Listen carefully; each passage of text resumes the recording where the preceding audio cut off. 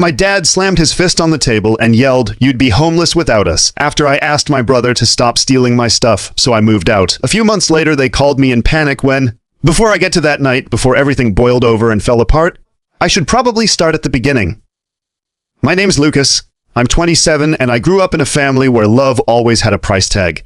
I'm the oldest of 3, and from a young age, I was treated more like an unpaid intern than a son. My parents, especially my dad, believed that respect was earned, but obedience was demanded. And if you were the oldest, well then your obedience had interest on top. You were expected to set the example, keep the peace, hold things together, even when nobody else lifted a finger. Growing up, I thought this was normal that all parents guilt-tripped their kids into cleaning the house while calling it teaching responsibility, or made them pay rent at 17 because life doesn't give handouts. We weren't poor, far from it. My dad worked in construction management, and my mom had a remote admin job for a legal, had a decent backyard, and always had enough for birthday parties, new clothes, and dinners out. But they had this mindset, this obsession with hardening us for the real world. Only that hardness was always directed at me. My siblings, not so much. My brother Tyler, 2 years younger, could crash his car into a mailbox and somehow be the victim in the story.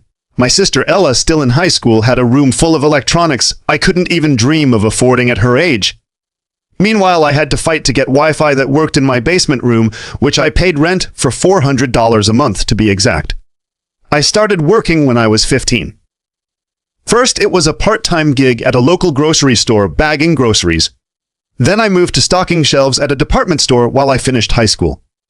My parents made it clear that if I wanted a car, gas money, or anything beyond the bare minimum, it was on me. When I got my license, I used my savings to buy a rusted-out 2002 Toyota Corolla. My dad smirked and said, "Looks like you're finally learning how the real world works." I thought he was proud of me, but in hindsight, I think he just liked the idea of me struggling. It reinforced his belief that the world was cruel and that kids should man up early. After high school, I didn't go straight to college. I didn't have the money, and my parents weren't offering. If you want a degree, my dad said, get a job that pays for it. Or take loans. You're not living here for free while you figure yourself out. So I worked. Warehouse jobs, night shifts, delivery gigs, anything to keep paying my rent and saving a little bit at a time. Eventually, I started doing IT certifications online. I taught myself networking, server admin, and cybersecurity basics. It wasn't easy, especially working 40-plus hours a week while trying to study, but I made it work. By the time I was 24, I landed a full-time remote job doing tech support and network management for a mid-sized company. It didn't pay 6 figures, but it was stable, and it was mine. I finally had a little breathing room. I was still living in the basement, still handing over rent like clockwork, and still getting passive-aggressive comments every time I missed a family dinner because of overtime. But at least I wasn't scrambling anymore. I started thinking about moving out, getting my own place, maybe even going back to school part-time to finish a degree. Then the pandemic hit. Suddenly, Tyler lost his job as a barback and moved back home. My parents, who had always insisted I pay rent because life's not fair, decided he didn't need to contribute. "He's going through a lot," my mom said. "It's not the time to add pressure." Ella, now taking classes online from home, started sleeping till noon and blasting TikTok at full volume through the walls. Meanwhile, I kept working, still paying rent, still contributing to groceries, still getting guilt-tripped every time I asked for some quiet during Zoom meetings. It was like being a guest in a hotel I was secretly funding, except the staff hated me, and the other guests got room service. It got worse when Tyler started making jabs about my job. "Must be nice to work in your pajamas," he'd sneer while drinking the coffee I bought. Or, "Some of us have real jobs, Lucas. Physical labor, not mouse clicking." My dad would chuckle like it was some inside joke. "He's not wrong," he said once. "If the power goes out, what are you going to do? You're not exactly essential." I wanted to scream. Instead, I just nodded and kept going. One night, I came upstairs after a long shift. I'd been putting out fires all day, server crashes, phishing attacks, 2 coworkers out sick. I was fried. I just wanted to make a sandwich and watch something mindless. But when I opened the fridge, half the stuff I'd bought was gone. My protein shakes, my chicken, my prepped meals gone. I turned around to see Tyler on the couch, shirtless, burping up what I knew was my food. "You're welcome," he said without looking away from the TV. I asked him, calmly at first, why he kept taking my groceries when he didn't contribute anything. He just laughed. "What's mine is yours, bro. That's what family's for." I brought it up to my parents that night at dinner, not accusingly, not even angrily. I just asked if we could set some boundaries, maybe label food, make a schedule, something. That's when my dad slammed his hand on the table. "You're acting like a damn guest in your own home," he snapped. "You think you're better than your brother because you've got some desk job and a certificate? You'd be homeless without us. You live here because we allow you to. Don't forget that." I didn't say a word, not then. I just stood up, walked to the basement, closed the door, and sat on my bed for a long time. Something about that night felt different. It wasn't the first time my dad had pulled that card, but this time it didn't sting the same way. It didn't feel like failure. It felt like clarity. That was the moment I knew I wasn't staying here much longer. But if I was going to leave, I wasn't going to leave quietly. And I definitely wasn't going to keep funding their lives while they treated me like an afterthought. So I started planning. And 2 months later, when the lights flickered off in the middle of their movie night and their credit cards started getting declined left and right, they finally realized something was wrong. But by then, I was already gone, and what I did before I left, well, let's just say they weren't expecting that. I didn't leave the next day. I wanted to. After my dad's outburst at dinner, something in me felt cracked wide open. Like I'd finally woken up from years of trying to earn their respect, trying to be the good son who paid rent, cooked meals, did the yard work, and smiled through the disrespect, like it was just part of growing up. But when I sat in my basement room that night, staring at the gray concrete wall next to my desk, I realized I needed a plan, not just an escape. Leaving wasn't just about packing a bag. My name was on more things than I like to admit. The family Wi-Fi under my name. Electricity bill split in my online account, but I was the only one actually paying it on time. The streaming services all on my cards. The food in the fridge, mine half of it gone within a day. At some point, without even noticing, I had become a crutch for the whole house. Financially, emotionally, logistically. And it wasn't like they noticed. The next morning, I woke up to Ella stomping around upstairs. Apparently, her AirPods had gone missing. I climbed the stairs and walked into a full-blown interrogation. "Did you take them?" she asked, standing in the hallway with her arms crossed, glaring at me like I was a maybe because I borrowed your speaker last week and never gave it back and you got mad about it. I stared at her. That was her logic. She wronged me, so now I must be retaliating. "I didn't take anything. Ask Tyler."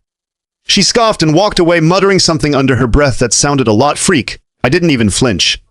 Later that day, I got a Venmo request from my mom.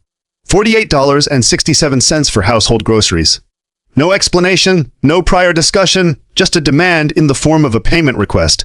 And the best part, I had already done the grocery run 2 days earlier and spent $80 of my own money on essentials. Eggs, milk, chicken, soap stuff. No one thanked me for stuff I watched disappear in record time. I declined the request. 30 minutes later, I got a text. "Mom, did you decline the payment on purpose?" Me. "Yes." "Mom, that's not okay, Lucas. We all have to contribute." Me. "I do contribute. I just bought groceries." "Mom, that was your choice. This is for the stuff I bought." Me. "I didn't ask for any of it and no one offered to split mine." She didn't respond after that. But that night during dinner, there was a different energy, colder. My mom didn't speak to me. My dad cleared his throat aggressively every few minutes, like he was itching to say something but trying to hold back. Ella had her phone out and took photos of the mashed potatoes, probably to post some fake family bonding story. And then Tyler decided to play the role of provocateur. "I heard you're not paying Mom back," he said, casually stabbing at his chicken. I didn't answer. Kind of low considering she raised you. Still, I stayed silent. "Lucas," my dad said. Voice sharp. "Answer. Your brother." "I'm not answering anyone at this table like it's a courtroom," I replied. "You're under our roof," my dad snapped. "We ask you, answer." I stood up. "Then maybe I won't be under your roof much longer." My mom finally spoke. "Where are you going to go, Lucas? You think you're ready to be on your own? Everything you have is because of us." And there it was, because of us. Like my job, my savings, my sleepless nights studying while they slept upstairs. None of it counted. Like I'd been given a scholarship to life and they were the generous donors. I didn't say another word. I left the table and walked straight back downstairs. That night I started pulling numbers. I looked at my bank account, calculated what it would take to get a small apartment, started browsing listings for studio rentals on the other side of town. I called a couple of friends quietly, cautiously, just to ask about their buildings, about availability. I created a checklist: transfer, Wi-Fi, remove autopays, separate my cards from the bills.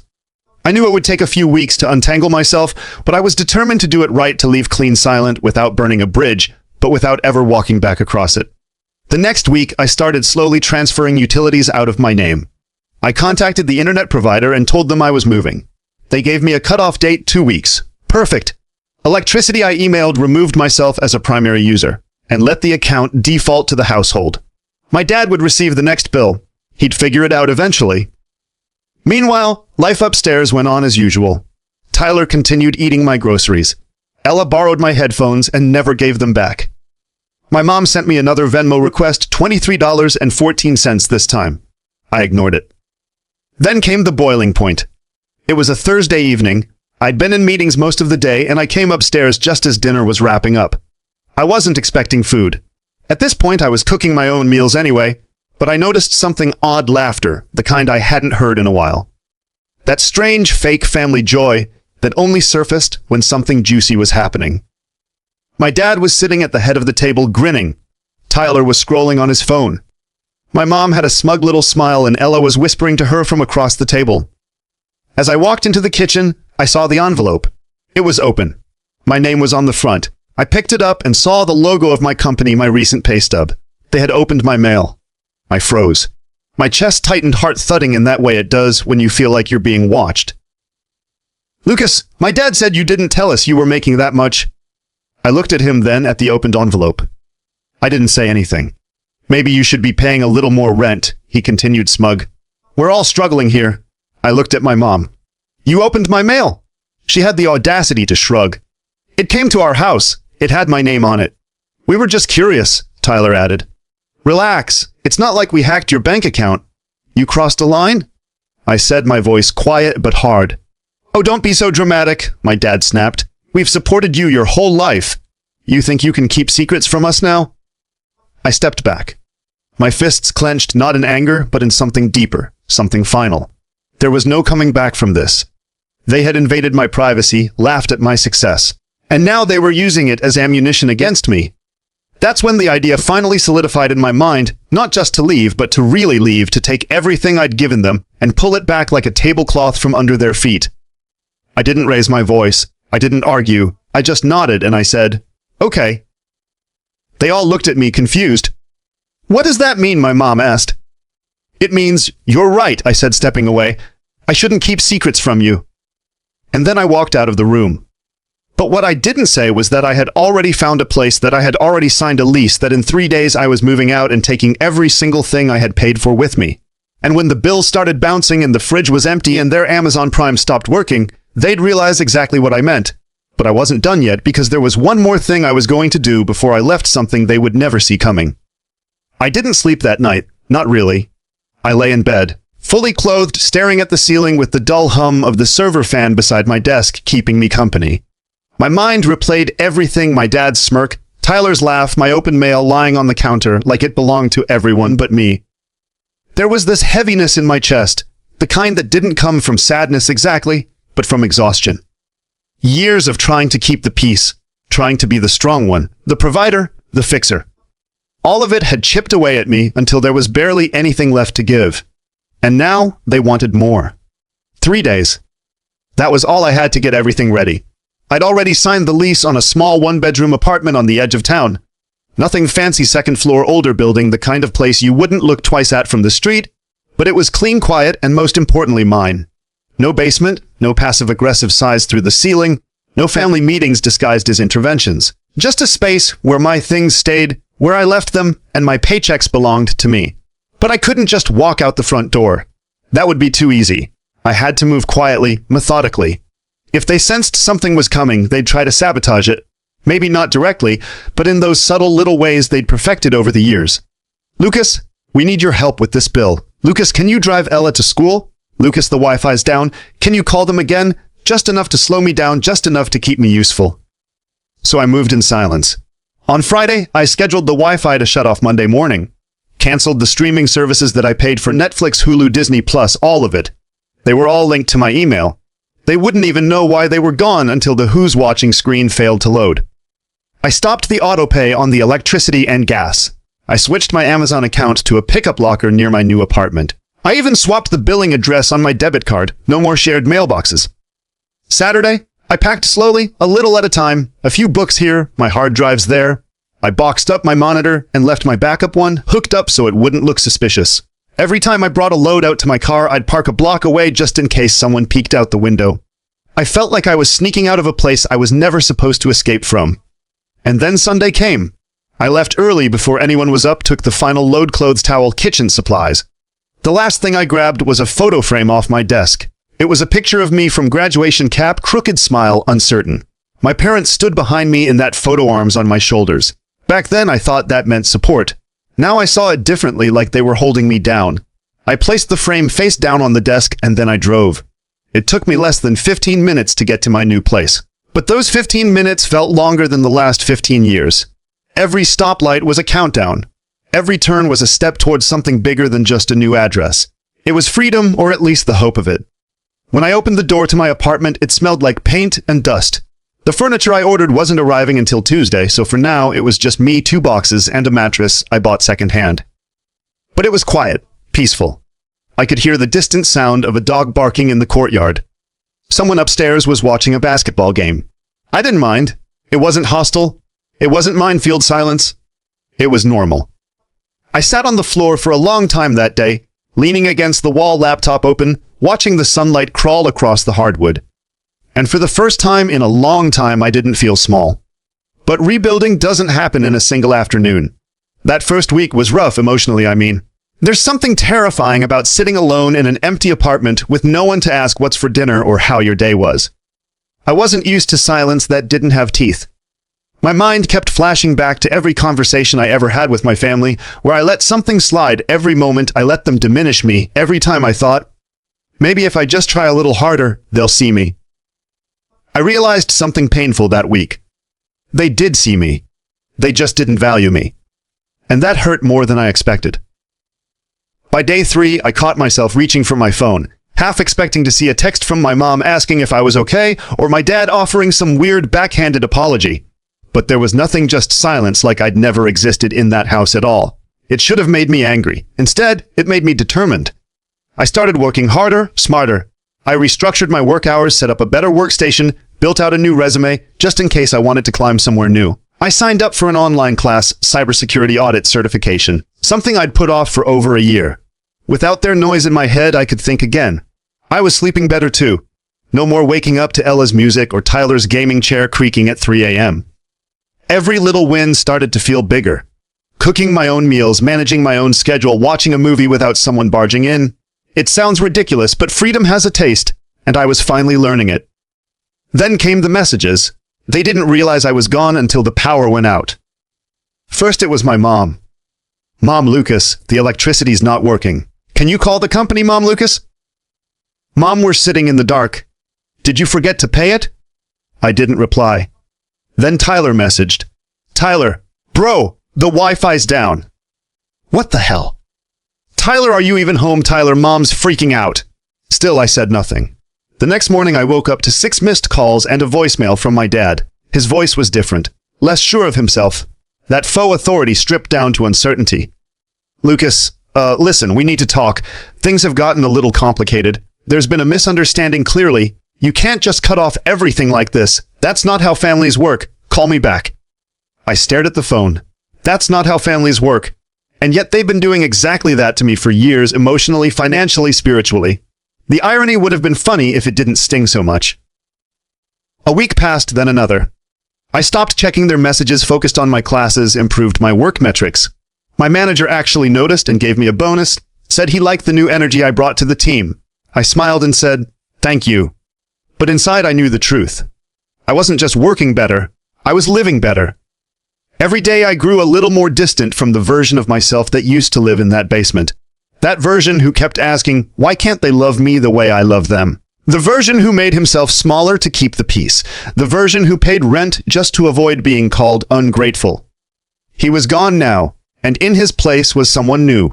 Someone who had just learned how powerful it is to be done. But the story doesn't end there. Because just when I thought I could finally move on, something happened.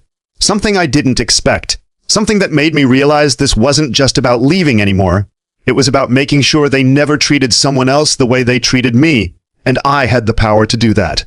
Because I knew things they didn't think I remembered. I had access to accounts they'd forgotten I managed. And when I checked my old inbox one random night out of curiosity, I saw an email thread that stopped me cold. An old forgotten chain between my dad and someone he owed money to. An account I used to be linked to. And buried in that thread was the real reason why he was so angry that I left. It wasn't just about the money I brought in. It was about the money he needed and the secret he'd been hiding for years. And suddenly, the game changed. They thought I just walked away. But I hadn't. I was just getting started.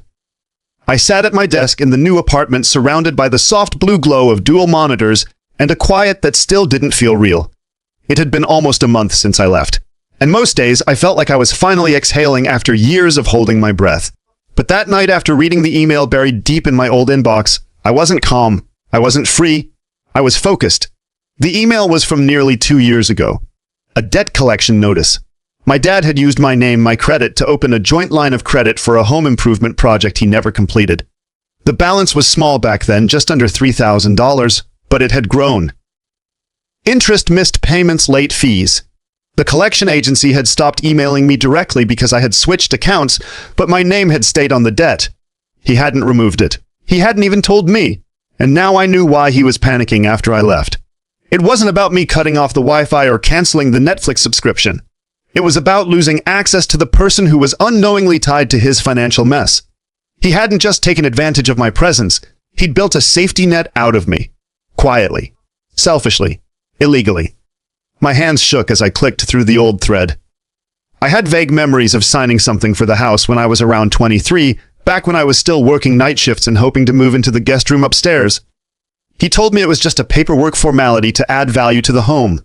I was naive, tired, trusting, and I signed. Now I understood. My dad had tied me to a credit line without telling me what it really was. He hadn't made a single payment on it in over 6 months.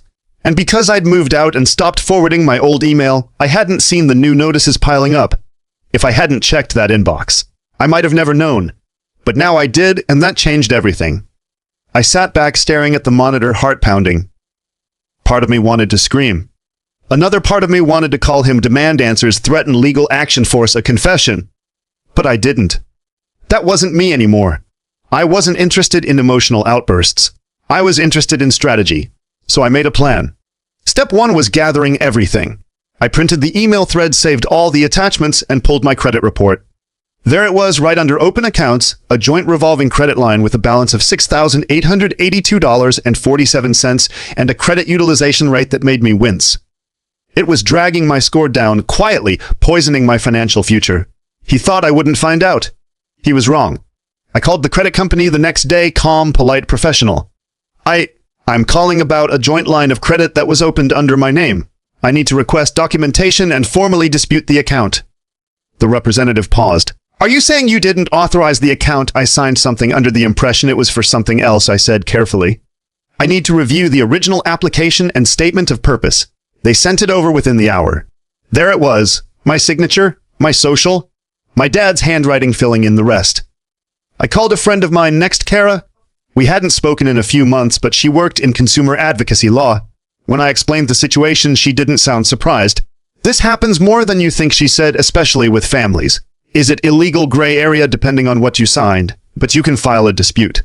And if you're serious about pushing back, you can freeze your credit request, identity theft protection, and force the account to be re-reviewed. Would that affect him? She hesitated. If the account was only being paid by him and you dispute your part, he'll be fully liable. And it'll trigger a full investigation into the missed payments. Could tank his credit. I nodded slowly. Good. Kara paused. Lucas, is this revenge? I smiled faintly. No, this is step 1. She laughed softly. You always were the quiet type. Not anymore. I spent the next week compiling documents. Copies of every utility bill I'd paid for while living at home. Screenshots of every Venmo transfer to my mom. Text threads, emails. I created a timeline, a paper trail that showed exactly how much I'd been contributing over the years, how deep my involvement ran, and how little appreciation I got in return. This wasn't just a petty tally sheet. It was proof of exploitation, of dependence, of intent. I wasn't going to sue them, not yet.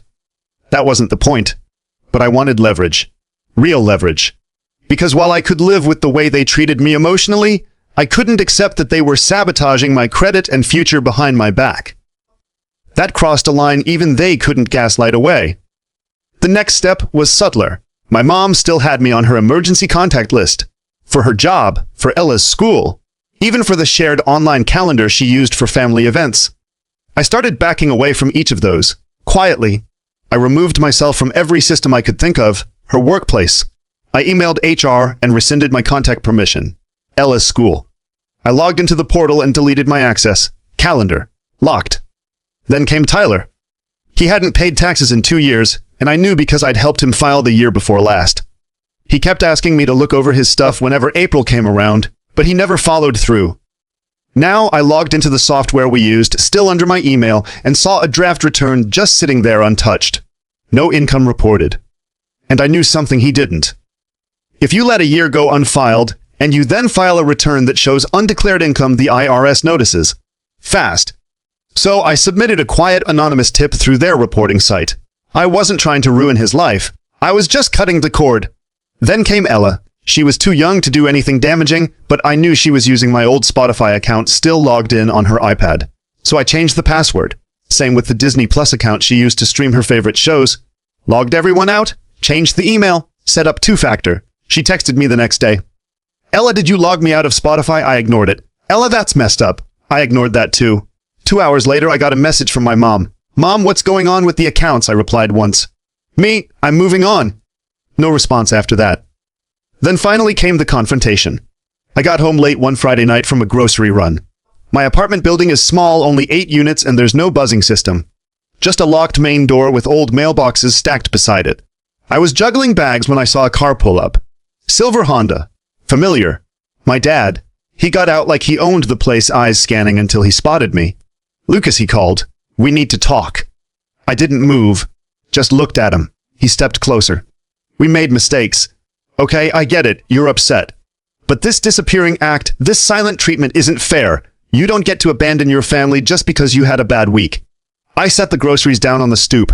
I didn't abandon anyone, I said quietly. I left a toxic situation. You left responsibilities, he shot back. You left things unfinished. No, I said. You left things unfinished when you used my name to open a credit line and never told me. When you let me pay your bills and never offered thanks. When you opened my mail and laughed at my income like it was yours. His jaw tightened. We're your family and you treated me like a tool. He scoffed. You think you're the victim? You wouldn't have gotten half of what you have if it wasn't for us. No, I said, stepping past him. You wouldn't have survived the last 3 years if it wasn't for me. I didn't raise my voice. I didn't curse. I didn't even slam the door. But I could tell I hit him where it hurt. Because for the first time in my life, my dad looked speechless. And that was when I knew he wasn't in control anymore. I was. And I wasn't done yet. Because the final step of my plan was going to hit them where it really mattered. Not emotionally, not digitally, but legally. And I had just the thing in motion. I didn't slam the door. I didn't need to. I let it close behind me with the same calm finality I'd learned to carry in every interaction since I left that house. My dad stood outside the building staring at the locked door like he couldn't quite believe it.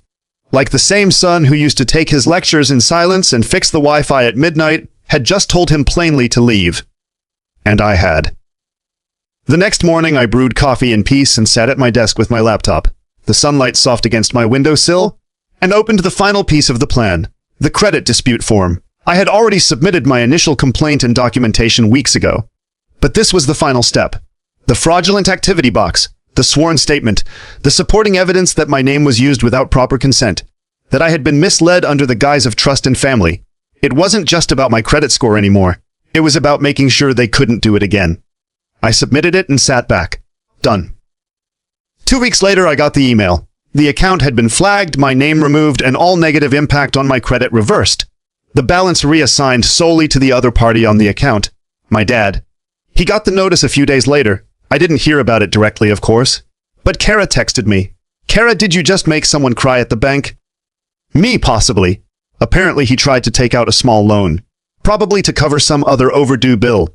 Denied. Not just because of the missed payments, but because now the full weight of the debt was on him. No shared liability. No fallback plan. He was furious. And powerless. Because this time, I wasn't there to fix it. And I wasn't done. I filed an identity protection affidavit with the IRS, flagged my name to prevent further unauthorized filings, and requested a review of any recent tax submissions tied to my social security number. I knew Tyler hadn't filed properly in years, and if he ever tried using my info again to access old documents or refund estimates, he'd hit a wall. Ella's school eventually called to verify the emergency contacts list. I told them to remove me permanently. I'm not available, I said as politely as I could. If her legal guardians need support, they'll have to handle it themselves. It was the first time I said those words out loud. Legal guardians? Not my parents, not my family, just people I used to live with. The fallout came slowly after that. First, I got a series of desperate texts from my mom, long ones, emotional ones, some guilt-tripping, some just confused. Mom, I don't understand what we did to deserve this. You were always so responsible, so kind. Now you've just disappeared. Mom, we're your parents. Doesn't that mean anything anymore? Mom, we're struggling here. Tyler hasn't found work. Ella's grades are slipping. Your father is under so much pressure. Please just talk to us. I didn't reply. Because I had talked. I tried for years. They just hadn't listened. The silence was the answer now. Eventually, the tone of the messages changed. Mom, we need your help. Just for a little while. You're doing well. We can tell. It's selfish to hoard success while your family suffers. Mom, don't think we won't tell people what you did. You left us in the dark, Lucas. People are asking questions. Don't make us say things we can't take back. Oh, there it was. Manipulation right on schedule. Still, I said nothing. But I did one last thing. A few months prior, I had created a shared drive when I was still handling a lot of the family's tech stuff. Photos, tax files, scanned documents, receipts. It had grown into a kind of digital junk drawer that no one maintained, but everyone relied on. I logged in one final time and wiped everything except one folder. I titled it Contributions. Inside it, I uploaded PDFs of every grocery receipt I ever paid for, every rent payment transfer, screenshots of me fixing bills, screenshots of Ella's old homework I stayed up helping her with when my parents were out, every job I helped Tyler apply to, even a screen-recorded scroll through the email thread showing my dad opening that credit line with my name on it. I included a note. This is what I did for you, not because you deserved it, but because I thought for a long time that love was earned through sacrifice. I don't think that anymore. I hope one day you understand what that means. Then I removed myself as a collaborator. I changed my number shortly after that. A few more weeks passed and the silence stretched. I rebuilt in peace. My apartment slowly filled with furniture that didn't feel borrowed or temporary. A real bed frame, a dining table, a bookshelf filled with more than just tech manuals. I started hosting casual Friday movie nights with a couple of friends. I didn't have to ask permission. No one asked me to mute the volume or run errands first. I lived fully and quietly for the first time in my adult life. One night I got a call from Kara. Thought you should know, she said, voice laced with amusement. Your dad filed a complaint, claimed you misled the credit agency. I laughed softly. Of course he did. What happened? They investigated and found no evidence of fraud. Your statement held. The documents were clear. Let me guess, I said. He didn't read the fine print. Nope. And now he's officially blacklisted from applying for any new joint accounts with your info attached. Permanently. I thanked her and hung up. That was the moment I knew it was over. Not just the legal stuff, but the weight. The constant emotional math I used to do to justify staying connected to them. The guilt, the obligation, the hope that maybe, just maybe, they'd change if I gave them one more chance. They wouldn't. But I had. And that had to be enough. Months turned into a year. Then came a wedding invitation. Not mine. Tyler's. Apparently he'd met someone with money. The kind of woman who didn't ask questions about past debts if you wore the right watch and talked big. I wasn't invited, of course. But one of our old family friends accidentally sent me a group photo from the reception. There they were. Mom, Dad, Ella, and Tyler smiling for the camera. Except none of them were standing next to each other. They looked like four strangers who happened to be in the same room. It didn't bring me joy. Not really. But it did bring closure. They built a house out of expectations, control, and silence. And I walked out the front door. I didn't break the windows. I didn't set it on fire. I just turned off those lights and left. And when they realized how much of their comfort depended on me, they called in the dark. But I didn't answer. Because some homes are only homes when you hold the key. and I wasn't coming back.